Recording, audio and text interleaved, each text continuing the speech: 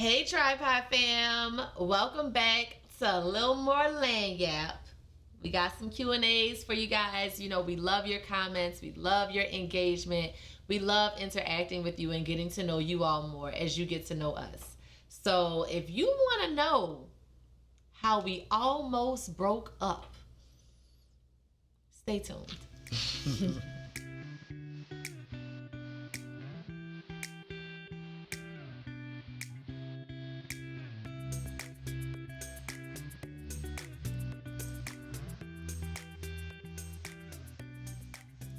All right, so we're going to give the people what they want to know. Give them what they want. We know y'all want to know this. Dub Beats, thank you for asking. All the people really do want to know. Has it always been just like this? Your question was, what were two of the biggest hindrances to potentially derail y'all's relationship? Yeah.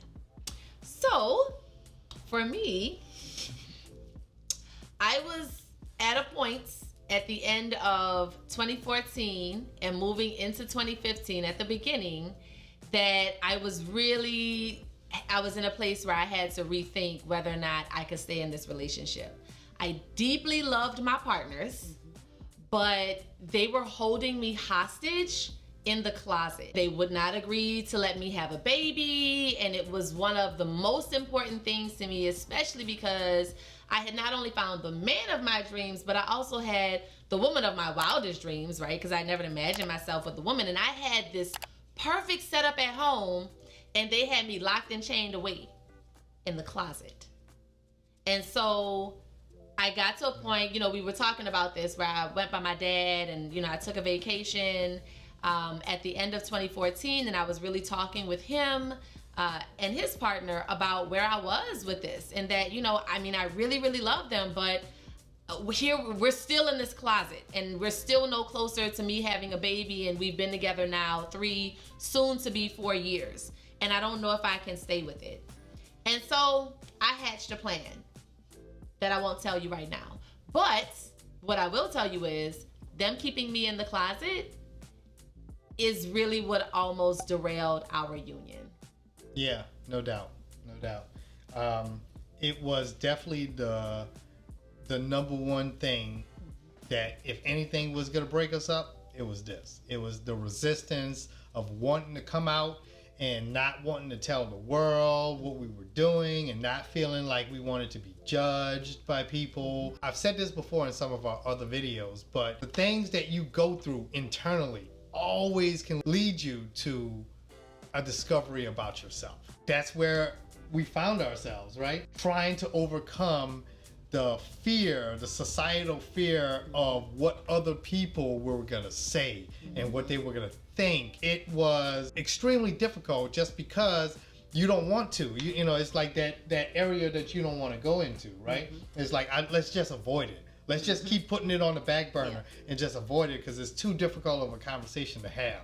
And that's what we did for a number of years, you know? So we chained her up, we locked her in the closet. It is almost like we weren't conscious of her pain and what she was going through because of our fear.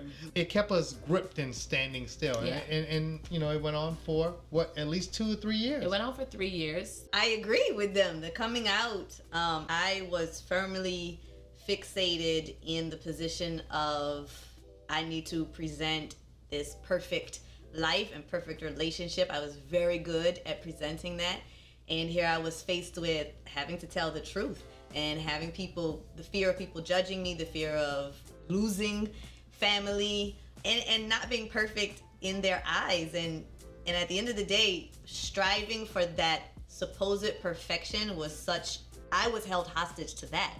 I was just a very different person, and that woman that was so changed to perfection and anxiety about what people thought, she wasn't happy. She wasn't living a good life, and I'm such a different person, and as much pain as I know that I put Heather through, also that caused me so much pain, it also caused just as much or more growth for me as well, and put me into a position now that happiness is all I care about. Protecting my peace is all I care about. And if you are not on board with that, that is not my problem and not my business. And it's just made my life so much lighter, so much freer, so much happier. Yes. and allow me to love. Yeah, a word that comes to mind is empowered to be yourself. Empowered, yes. You know? Empowered to live how I want to live. And that only happens from within, you know? But sometimes it takes those external factors to motivate the change. Absolutely. And that's what happened. Absolutely. Yeah. Yeah, And so speaking of external factors. Tell us about that motivation, Jeff. So dramatic. So dramatic. It was dramatic. It was dramatic. Yes. But you're dramatic too, so it's all good. There was a level of infidelity that occurred. We had just bought a house together, mind you. The biggest part that almost led to the derailment of our relationship was the fact that these two got together behind my back and schemed on me, just like we talked about in the last episode. Yeah, we did. You know? We alluded to it when we talked about our 10 ways. And we gave the bonus, and we said we only got in trouble one time. Matter of fact, we'll link that video in the description below and probably up here. This was that time that we got in trouble. This was the because time. I schemed with Letitia to figure out how I could stay in the closet with her and Jeff and still have a baby. And that was to have a baby with someone else so that it wouldn't be Jeff's baby. And then we could just raise this baby all together like we had been living all together in the closet. It was, when we think back, obviously it feels beyond ridiculous, but that was what we had come up with. So that incident caused a level of consciousness within me that allowed me to really go deep. I went deep into my fears and what was holding me back and what was I afraid of and why was I being so resistant and why was it okay for me to keep denying somebody that I love the life and the things that she wanted in life. I asked myself these hard questions. Once I got to the forefront of it, I realized that what I had been doing was completely unfair. What we had been doing was completely unfair to Heather, and it needed to change. It's funny what motivates things and what causes you to shift. A lot of times it's out of necessity, and that's where I found myself. I found myself having to evolve out of necessity, which is still not an easy thing to do, because a lot of people don't make it through that to the point where you can evolve and salvage your relationship. That's where a lot of people go wrong. It's like they don't try to see it from the other person's perspective. And so that's what I did. I had to put myself in her shoes. I had to really go deep into myself, into my fears. I had to face those things. I had to look in the mirror and say, this is wrong, and how can you make it better? What do I need to do to make it better? What fears do I need to overcome, to conquer, to get to a better place in our relationship to salvage this? And that's what I did. I think that it's important to note how incredibly proud I am of you for doing those same things and overcoming those same fears, but also how incredibly difficult that is for somebody who's naturally introverted to be able to come out and to really, accept who she is and what she wanted to do with her life and to let go of the fear of how she was going to be perceived. Yeah, exactly. For sure.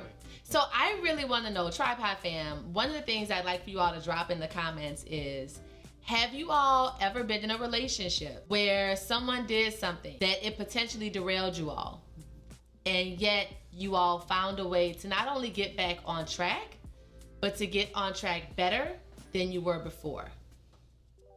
Rewind that if you need to hear that question again. Hit that 10-second back button. But that's definitely what I would say happened with us, So yes, those were, one thing that almost derailed us, and then it was a consequence of that thing that was the second biggest piece that almost derailed us. And it was like a train going from one side, and then not only getting back on track, but being back on track so much smoother than before.